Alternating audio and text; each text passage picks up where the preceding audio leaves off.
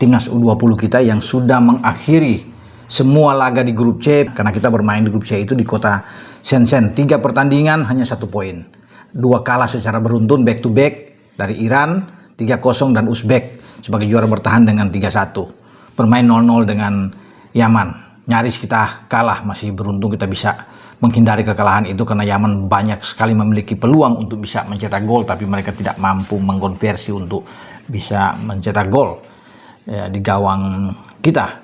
Yang kemarin tuh ada berganti, bukan lagi Ikram tapi Maulana yang ganti. Fitra Maulana cukup bagus bermain. Ada satu penyelamatan heroik yang luar biasa yang saya lihat di menit akhir, injury time dari pemain Yaman, tapi dia dengan gerak refleks yang cepat menepis bola itu dan kita berhasil untuk menggagalkan peluang dari Yaman.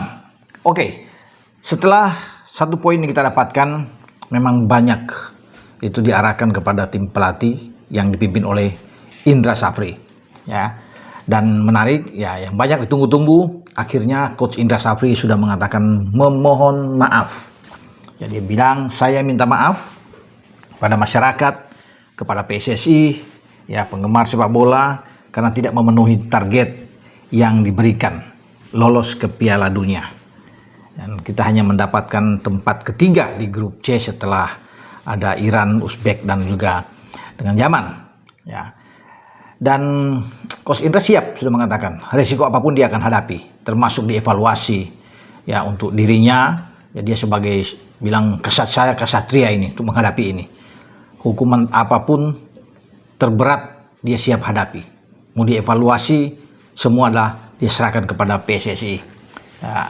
Untuk itu dia berulang kali memang mengatakan bahwa mohon maaf atas semua ini. Tapi ketika dia masuk di 2023 bulan Desember kalau nggak salah, memang diberikan 3 ya target buat dia, yaitu juara di Piala AFF U19 dan kemudian lolos ke Piala Asia ya U20 dan target lolos ke Piala Dunia 2025 di Chili ya. Tapi hanya terakhir ini menuju ke Chili untuk 2025 gagal ya, karena jangankan kita ke semifinal, untuk lolos dari fase grup kita tidak mampu, bahkan hanya mendapatkan 1 poin dari 3 pertandingan. Itu yang disesali dan dia minta maaf. Memang kalau 2 target sebelumnya kan sudah terpenuhi. Namun balik-balik Indra mengatakan semua terserah dari PSSI untuk mengevaluasi kinerja yang dia lakukan.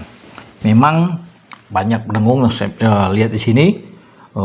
Latihan sudah berbulan-bulan ya, udah banyak ke Italia, Prancis, Jepang, banyak ikut turnamen di Korea, setelah di Prancis juga ikut turnamen di Toulon sana, terus ke Bali, bahkan sebelum menuju ke Cina.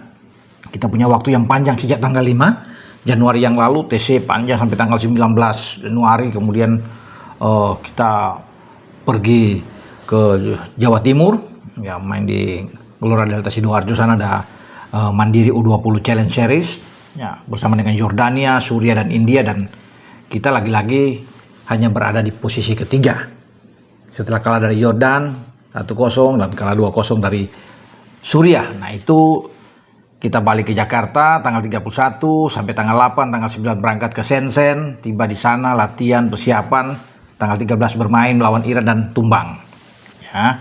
Kemudian tanggal 16 lagi tumbang lagi dari Uzbek. Kemarin kita nyaris tumbang, tapi akhirnya selamat untuk bisa mendapatkan 1 poin. Itu hanya karena kita unggul selisih gol, di mana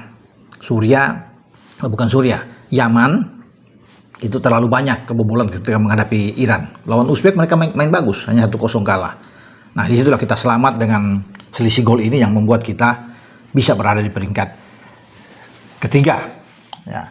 Jadi kalau saya bisa katakan di sini, untuk ke depan ya, saran buat PSSI saja, buat Pak Ketua ya, untuk lebih memilah yang terbaik, selektif di dalam program. Sudah oke, PSSI sudah melakukan yang terbaik ya, semua sudah diikuti dan itu diakui oleh Indra ya. Indra Safri bilang ya terima kasih karena PSSI sudah bisa membantu semua roadmap ya, program yang dia kasih sudah diikutin. Makanya saya lihat di sini PSSI sudah melakukan kewajibannya dengan bagus Ya hanya saja hasilnya yang tidak bagus, di mana kita tidak sesuai dengan ekspektasi di Piala Asia U20 ini, sehingga ini gagal total boleh dikatakan. Makanya poin yang saya harus bilang di sini bahwa PSSI untuk ke depan harus bisa melihat lagi, jangan terlalu jor-joran misalnya keluar, kan ini dana tidak sedikit, mungkin puluhan miliar yang harus keluar di sini, karena harus memikirkan tiket mereka, biaya makan, ya untuk uang saku,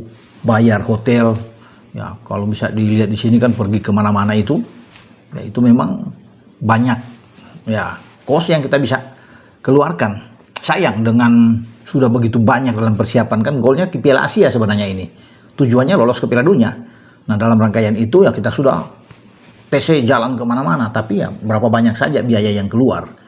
Tapi dengan hanya hasil 1 poin saja di grup, itu kan yang membuat banyak orang, ya termasuk saya juga agak kecewa dengan hasil ini. Kalau kita melihat dari rentetan perjalanan TC kita kan, sudah kemana-mana itu, tapi akhirnya tidak ada perkembangan permainan yang signifikan. Oke, dengan saya Bung Ropan berbicara.